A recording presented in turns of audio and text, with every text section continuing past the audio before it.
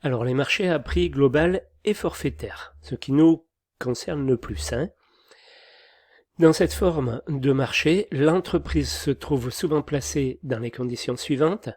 Une estimation précise des travaux à exécuter a été faite pour la remise de l'offre.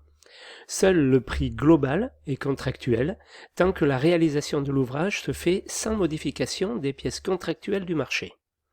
L'entreprise et le maître d'œuvre ont en leur possession le détail de ce prix global, devis estimatif, ce qui permettra à l'entreprise de demander des acomptes au fur et à mesure de l'avancement des travaux et au maître d'œuvre de vérifier ses projets de décompte mensuel.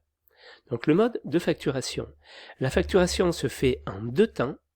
La facturation provisoire, qui permet à l'entreprise de percevoir des acomptes au fur et à mesure de l'avancement du chantier.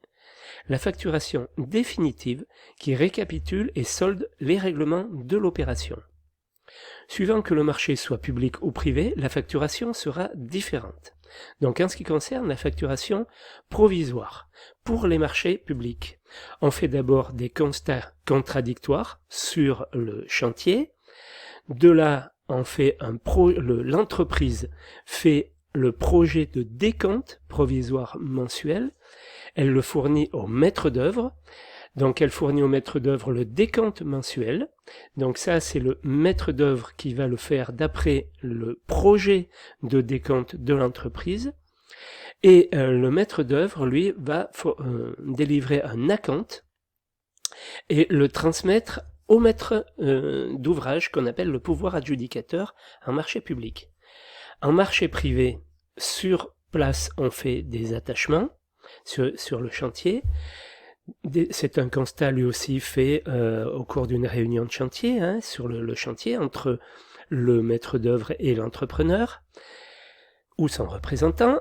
Ensuite, l'entreprise fournit la situation mensuelle.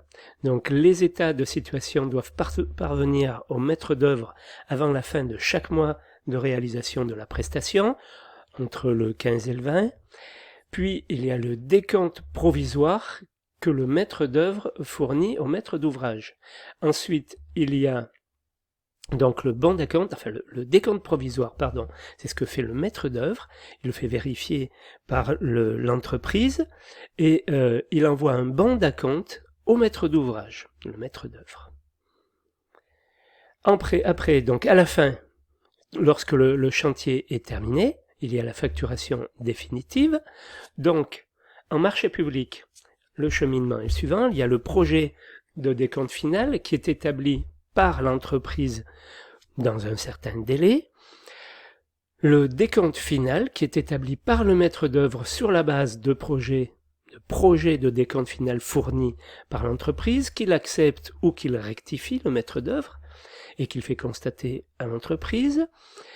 Le maître d'œuvre donc fournit le décompte général signé par la personne responsable du marché et notifié à l'entreprise dans un délai réglementaire.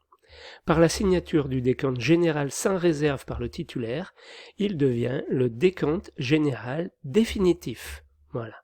Et ensuite, il y a le solde, c'est la 5e étape, le maître d'ouvrage règle le solde. Voilà.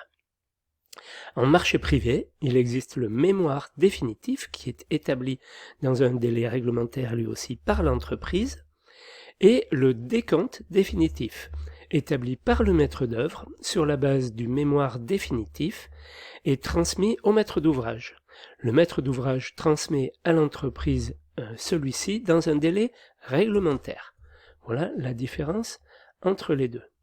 Le maître d'œuvre ou le trésorier payeur général peut imposer pour ses déclarations un modèle imprimé.